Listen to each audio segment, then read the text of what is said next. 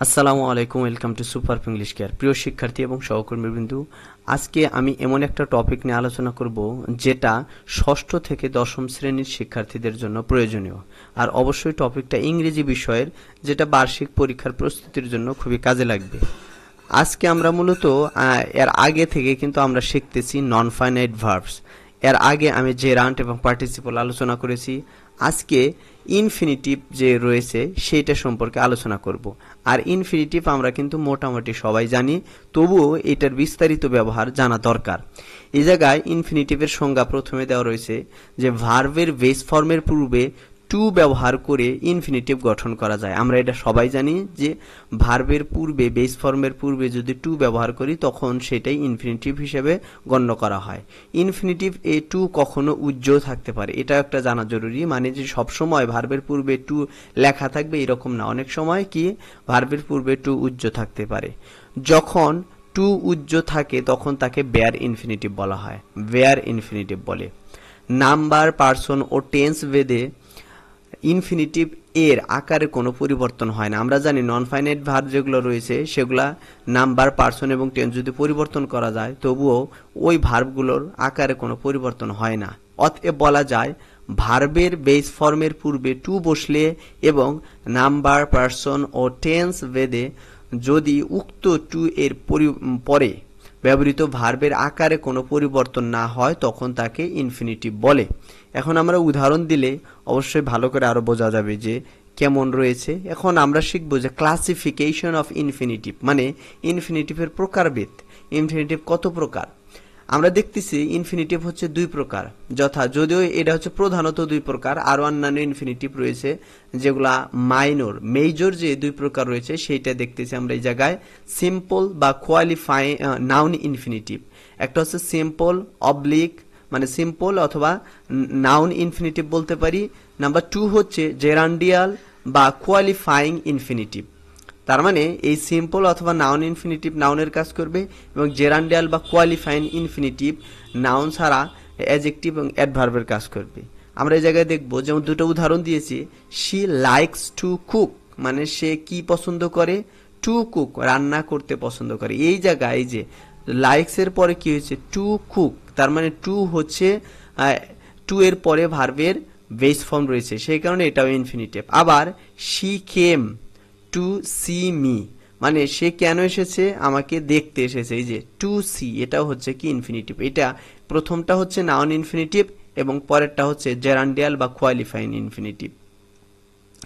এরপরে আমরা বিস্তারিত দেখব যে সিম্পল বা নাউন ইনফিনিটিভ কাকে বলে এবং এটার যে ব্যবহার রয়েছে।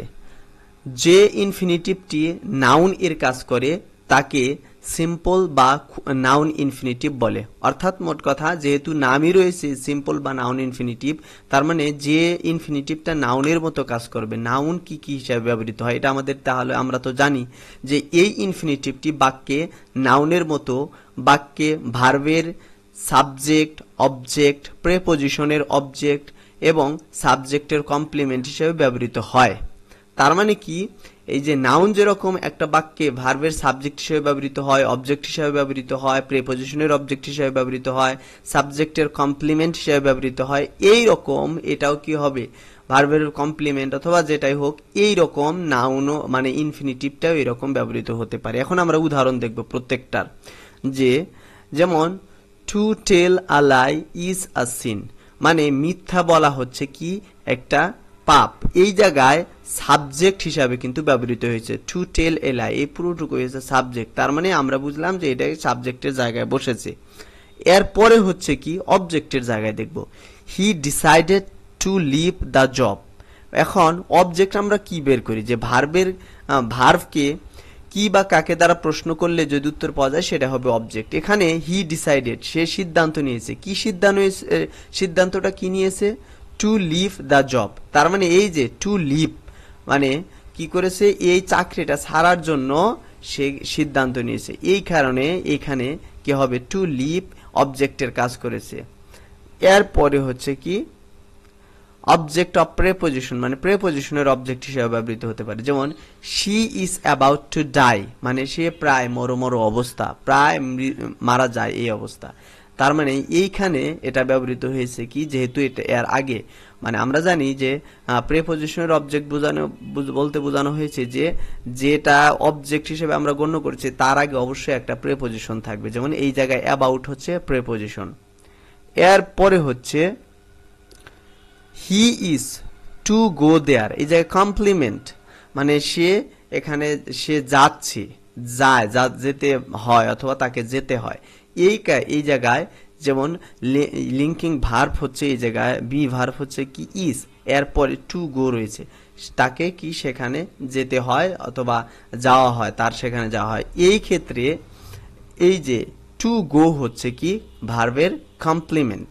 তার মানে আমরা শিখলাম যে সিম্পল অথবা নাউন ইনফিনিটিভ হচ্ছে কি ভার্বের সাবজেক্ট হিসাবে বসতে পারে একটা বাক্যে, তারপর অবজেক্ট হিসাবে বসতে পারে, তারপর প্রেপজিশনের অবজেক্ট হিসাবে এবং কমপ্লিমেন্ট হিসাবে ব্যবহৃত হতে পারে। এরপরে জেরান্ডিয়াল বা কোয়ালিফাইং ইনফিনিটিভ। আমরা এখন জানি জেরান্ডিয়াল অথবা কোয়ালিফাইং মানে কি, কোয়ালিফাই মানে হচ্ছে কোনো কাউকে বিশেষায়িত করা, আর এই কারণে কোয়ালিফাইং ইনফিনিটিভ বলা হবে। এর কারণ হচ্ছে আমরা এর সংজ্ঞায় দেখি, ইনফিনিটিভ যখন একটি বাক্যে অ্যাডজেক্টিভ বা অ্যাডভার্ব এর মতো কাজ করে বা প্যারেনথেটিক্যালি ব্যবহৃত হয় তখন তাকে জেরান্ডিয়াল ইনফিনিটিভ বলে। এখন আমরা এই যে প্যারেনথেটিক্যালি সম্পর্কে আরো ভালোভাবে পরে জানবো। এই জায়গায় অ্যাডজেক্টিভ এবং অ্যাডভার্বের কাজ কি, ভার্বকে মানে অ্যাডজেক্টিভের কাজ হচ্ছে যে নাউনকে কোয়ালিফাই করা এবং অ্যাডভার্বের কাজ হচ্ছে ভার্ব, অ্যাডভার্ব এবং অ্যাডজেক্টিভ এদেরকে কোয়ালিফাই করা, এমনকি একটা বাক্যকে কোয়ালিফাই করে। এখন যে সময় ইনফিনিটিভও এইরকম কাজ করবে তখন তাদেরকে জেরান্ডিয়াল বা কোয়ালিফাইং ইনফিনিটিভ বলা হবে। আমরা এই জায়গায় দেখব, যেমন আমরা জানি যে অ্যাডভার্ব কি কি কাজ করতে পারে, যে কোনো কাজ কখন, কোথায়, কিভাবে, কতটুকু, কোন উদ্দেশ্যে সংগঠিত, এগুলাও কিন্তু কি অ্যাডভার্বের কাজ। এই জায়গায় বলা হচ্ছে উই ইট টু লিভ, আমরা খাই, কিসের জন্য খাই, বাঁচার জন্য খাই, এটা হচ্ছে পারপাস বোঝাচ্ছে। তার মানে এই যে টু লিভটা কিসের কাজ করেছে, এটা হচ্ছে ফাংশন অফ অ্যাডভার্ব, মানে অ্যাডভার্বের কাজ করেছে। এরপরে হচ্ছে সেই কারণে এটাই কিন্তু কি জেরান্ডিয়াল অথবা কোয়ালিফাইং ইনফিনিটিভ। এরপরে হচ্ছে I am happy to have got this, মানে আমি সুখী কেন, টু হ্যাভ গট দিস মানে এটা পেয়ে আমি খুশি অথবা সুখী। এই ক্ষেত্রে কেন সুখীর উত্তর দিচ্ছে, তার মানে এটা কজ, কজটা কি বোঝাচ্ছে, মানে ফাংশন অফ অ্যাডভার্ব, মানে কজ কোনো কাজ ঘটার কারণ বোঝায় কিন্তু অ্যাডভার্ব। এরপরে হচ্ছে কি you can take my book to read only for a week, মানে এটা কন্ডিশন বোঝাচ্ছে, এই টু দ্বারা বোঝাচ্ছে, বলতেছে কি যে তুমি আমার বইটা নিতে পারো, আমার বই নিতে পারো অনলি ফর আ উইক, মানে এক সপ্তাহের জন্য বইটা পড়ার জন্য নিতে পারো। তার মানে এই জায়গায় শর্ত দিচ্ছে কি এক সপ্তাহ, আর এই জায়গায় টু রিড ব্যবহার করা হয়েছে, আর এইটাও সেই কারণে কি কোয়ালিফাইং অথবা জেরান্ডিয়াল ইনফিনিটিভ। এরপরে আসতেছে কি this house is to let, to let বলতে এই জায়গায় এই বাসাটা হচ্ছে ভাড়া দেওয়ার জন্য সেটা বোঝানো হচ্ছে। এই জায়গায় অ্যাক্টস লাইক অ্যান অ্যাডজেক্টিভ, মানে এই জায়গায় এই যে বাসাটা কেমন সেইটা প্রকাশ করেছে, তার মানে এটা অ্যাডজেক্টিভের মতো কাজ করেছে, তার মানে এটাও হচ্ছে কি কোয়ালিফাইং অথবা জেরান্ডিয়াল ইনফিনিটিভ। এরপরে সর্বশেষ হচ্ছে to speak frankly, he is not a good man, মানে বলতেছে সত্য কথা বলতে কি আসলে সে একজন ভালো মানুষ নয়, মানে আসল কথা হচ্ছে কি সে একজন ভালো মানুষ নয়। এখানে এই যে প্যারেনথেটিক্যাল ইউজ করা হয়েছে, এখন আমাদের শিখতে হবে প্যারেনথেটিক্যাল ইউজ কেন বলা হয়। প্যারেনথেটিক্যাল ইউজ বলার কারণ হচ্ছে এই জায়গায় আমরা দেখব যে ইনফিনিটিভ যখন একটি বাক্যে ফাইনাইট ভার্বের সাথে সম্পর্কহীন অবস্থায় ব্যবহৃত হয় তখন তাকে ইনফিনিটিভের প্যারেনথেটিক্যাল ইউজ বলা হয়। প্যারেনথেটিক্যাল এই জায়গায় বলা হচ্ছে কি যে যে সময় কোনো শব্দ, যে কোনো পার্ট অফ স্পিচ, মানে কোনো একটা বাক্যের ওই যে ফাইনাইট ভার্ব রয়েছে এর সাথে কোনো সম্পর্ক নাই, সম্পর্কহীন অবস্থায় থাকে, মানে এটা যদি বাদ দিয়েও দেওয়া যায় তবুও বাক্যটা সঠিক হবে, সেই ক্ষেত্রে এটা হবে প্যারেনথেটিক্যাল ইউজ। যেমন টু স্পিক ফ্রাঙ্কলি, আমি যদি এই বাক্য থেকে এইটুকু বাদ দিয়ে দিই তবুও কিন্তু বাক্যটা পূর্ণ হবে। সেই কারণে বলা হয়েছে যে এই জায়গায় কি এই যে টু স্পিক এই কথাটুকু ব্যবহার করা হয়েছে, ফ্রাঙ্কলি এইটা প্যারেনথেটিক্যাল ইউজের জন্য ব্যবহার করা হয়েছে, মানে একটা বাক্যে মানে ফাইনাইট ভার্বের সাথে সম্পর্কহীন অবস্থায় ব্যবহৃত হয়েছে।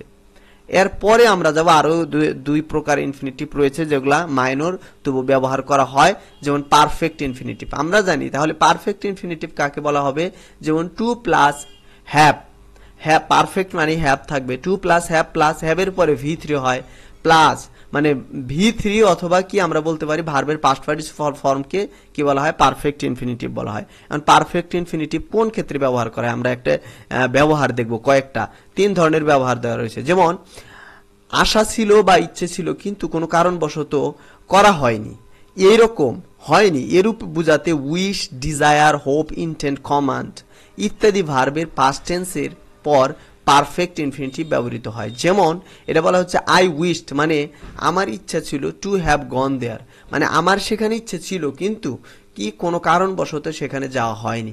এই ক্ষেত্রে এই যে to have gone there, to have gone এটা হচ্ছে পারফেক্ট ইনফিনিটিভ। এরপরে হচ্ছে প্রিন্সিপাল ভার্বের কাজ যে সময় সম্পূর্ণ হয় বা হয়েছিল তার আগে কোনো কাজ হয়েছে এমনটি বোঝাতে কি ব্যবহার করা হয় সিম ও অ্যাপিয়ারের পর টু হ্যাভ ভার্ব ব্যবহার করা হয়। যেমন আমরা বলবো যে এই পারফেক্ট ইনফিনিটিভ ব্যবহার করা হয়। যেমন she appears to have done it মানে এটা আমরা কিন্তু প্রেজেন্ট ইনডিফিনিট টেন্স কিন্তু পারফেক্ট ইনফিনিটিভ ব্যবহার করা হয়েছে প্রেজেন্ট ইনডিফিনিট টেন্সে, মানে মনে হয় অর্থাৎ মনে হয় সে কাজটি করেছে, কাজটা কিন্তু সে আগেই করেছে কিন্তু আমার এখন মনে হচ্ছে, তার মানে সে কারণে বলা হচ্ছে যে কি এগুলার পরে যে কাজটা যে আগেই শেষ হয়ে গেছে সেটা বোঝানো হচ্ছে, কাজটা আগে ঘটেছে কিন্তু আমার এখন মনে হয়েছে। যেমন she appears to have done it. আবার হতে পারে he appears to have killed him, এই ক্ষেত্রেও কি আমরা এই যে এই ধরনের ইনফিনিটিভ পারফেক্ট ইনফিনিটিভ ব্যবহার করতে পারি। এরপরে হচ্ছে কি সেই, রিপোর্ট, হিয়ার, বিলিভ ইত্যাদি ভার্বের পর প্যাসিভ বাক্যে টু হ্যাভ ব্যবহৃত হয়।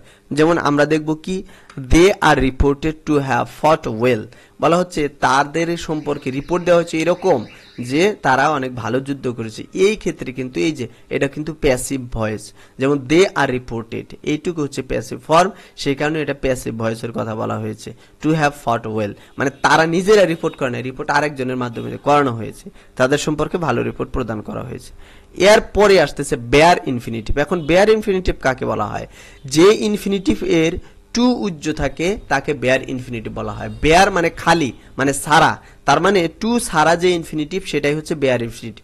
এখন কোন ক্ষেত্রে বেয়ার ইনফিনিটিভ বলা হয় এইটা খুবই জরুরি, কারণ ভার্বের যে আমাদের রাইট ফর্ম অফ ভার্ব রয়েছে এই ক্ষেত্রে এটা খুবই জরুরি। যেমন কিছু ভার্ব আছে যেমন make, help, let, bid, dare, see, hear, need, feel, watch, behold ইত্যাদি ভার্বের পর ইনফিনিটিভ করতে হলে টু ব্যবহৃত হয় না।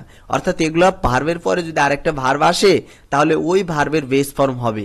এই যে এর পরে যে ভার্ব থাকবে সেই ভার্বে টু হয় না, কারণ মনে মনে একটা টু রয়েছে, আর এই কারণে এদের বেয়ার ইনফিনিটিভ বলা হয়। যেমন আমরা উদাহরণ দেখব, যেমন হি মেড মি লাফ মানে সে আমাকে হাসতে বাধ্য করলে। এই যে মেট হচ্ছে ভার্ব রয়েছে, মেকের পাস্ট ফর্ম মেট এবং মি লাফ, এই যে লাফের কি হয়েছে বেস ফর্ম রয়েছে।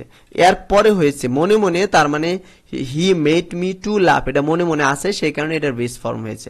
আবার লেট হিম সিট দেয়ার মানে তাকে সেখানে বসতে দাও, এখানে লেট রয়েছে তারপরে কিন্তু সিট ভার্বের বেস ফর্ম ব্যবহৃত হয়েছে।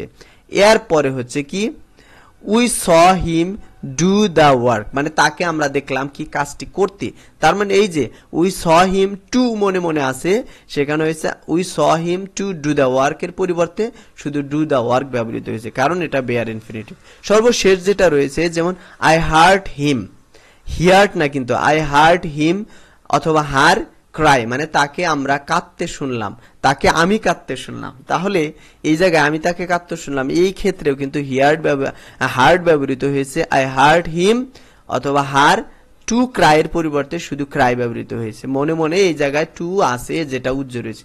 আর এইভাবেই কি করতে পারি আমরা ইনফিনিটিভের ব্যবহারটা শিখতে পারি।